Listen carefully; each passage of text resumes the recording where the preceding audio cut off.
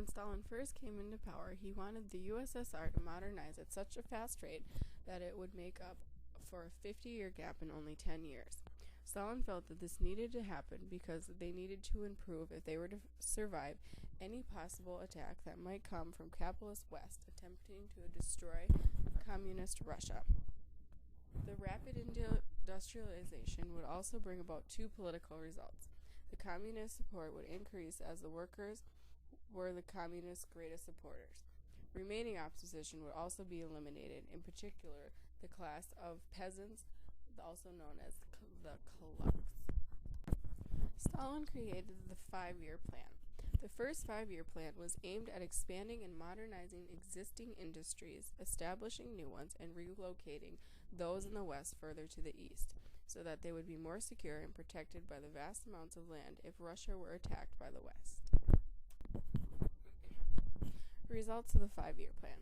There was an expansion of energy production as new factories and towns needed power. Dams were created and other major projects also led to the improvement of Russia. Roads, railways, and canals were constructed.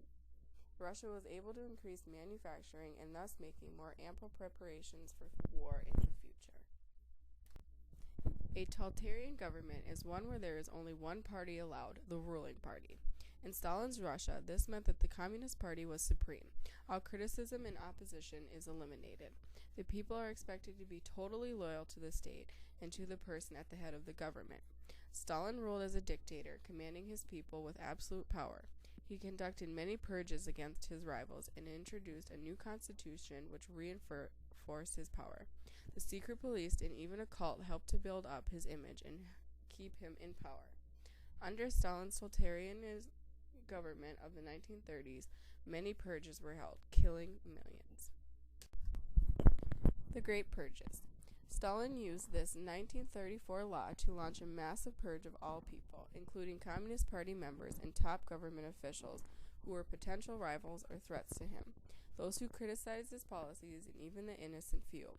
Stalin held show trials for those members who opposed him. These trials were meant for the people to see and serve as a warning to any people planning to oppose Stalin.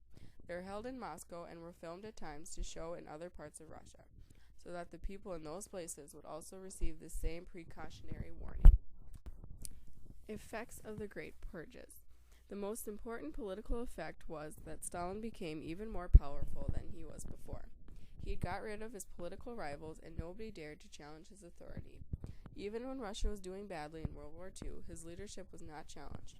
He introduced a new constitution called the Stalin Constitution. This placed him firmly in control of the USSR. A serious military effect was that the purges severely weakened the armed forces by removing many capable leaders who had been replaced by inexperienced officers. This contributed greatly to the slow start that Russians made in World War II.